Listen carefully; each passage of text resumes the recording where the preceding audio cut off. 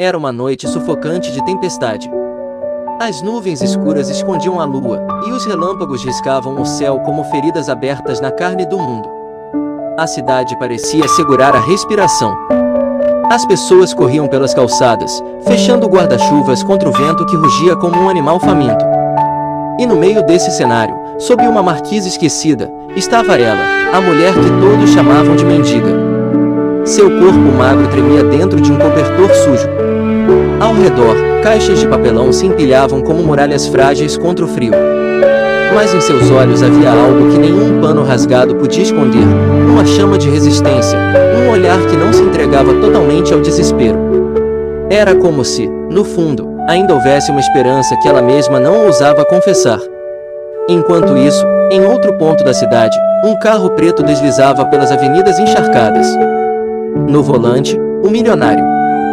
Seu rosto refletia o cansaço de quem tem tudo, mas não tem nada. O relógio em seu pulso brilhava mais do que seu olhar. Voltava de mais uma reunião cheia de vozes bajuladoras, assinaturas e cifras, mas dentro dele havia apenas silêncio. O som do motor era o único companheiro fiel. E foi justamente nesse silêncio que a tragédia se anunciou.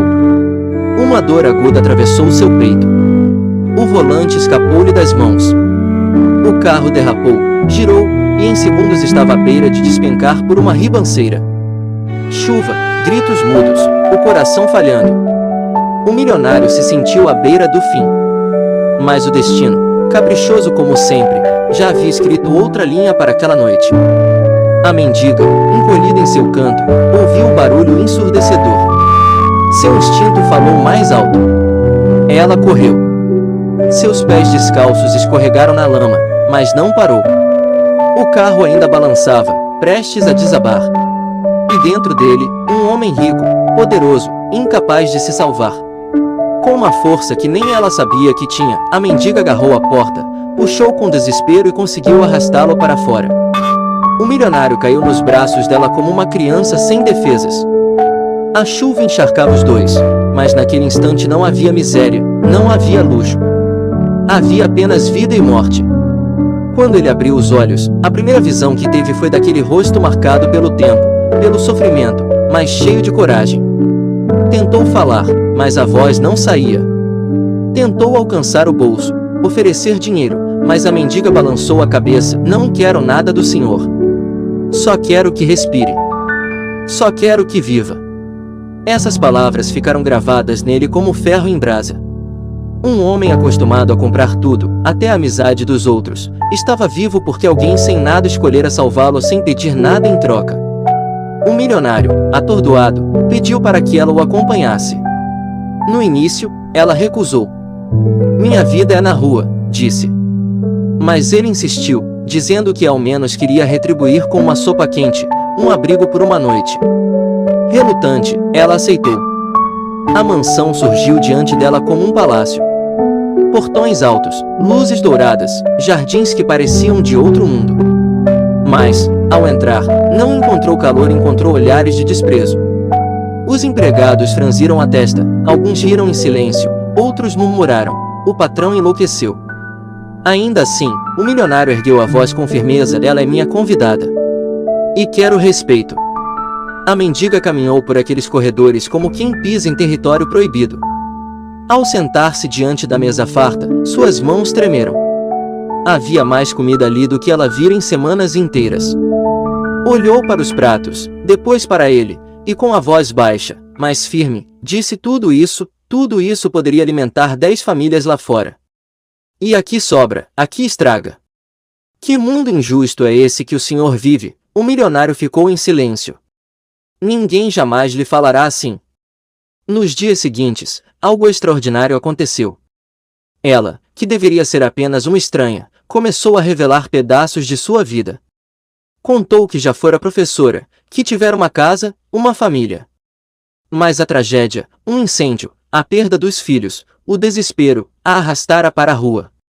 E mesmo assim, ela não perderá a capacidade de cuidar dos outros. Ele, por sua vez, começou a abrir-se. Confessou que era cercado de amigos interesseiros, que seu dinheiro nunca lhe comprará paz, que se sentia vazio, incapaz de confiar em alguém. E assim, de conversas roubadas em jantares silenciosos, nasceu uma conexão. Algo improvável, mas real. A mendiga e o milionário, dois extremos, começaram a enxergar no outro aquilo que lhes faltava. Os meses se passaram, e a transformação era visível. Onde antes o milionário era visto como símbolo de ostentação fria, agora era lembrado como o homem que escolhera caminhar ao lado dos esquecidos. Mas, acima de qualquer manchete, era a própria vida dele que mudará. A mansão, antes silenciosa como um túmulo dourado, agora era cheia de movimento. Crianças corriam pelos jardins, voluntários preparavam refeições na cozinha, artistas de rua apresentavam músicas e poesias no salão principal. O coração daquela casa pulsava como nunca havia pulsado. E no centro de tudo estava ela. A mendiga que agora vestia roupas simples, mas limpas. Que sorria ao conversar com os visitantes, que ajudava a servir os pratos, que ainda mantinha a humildade de quem conheceu o frio das calçadas. Nunca pediu para ser chamada de senhora, nunca quis ser tratada como estrela. Continuava sendo a mesma mulher que um dia estendeu a mão para salvar um estranho à beira da morte.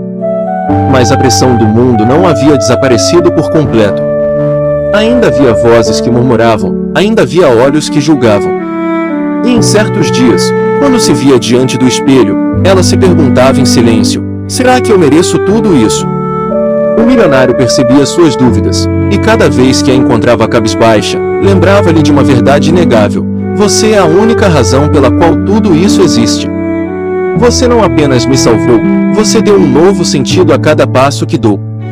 Essas palavras eram bálsamo, mas também responsabilidade. Ela entendia que não era apenas uma sobrevivente.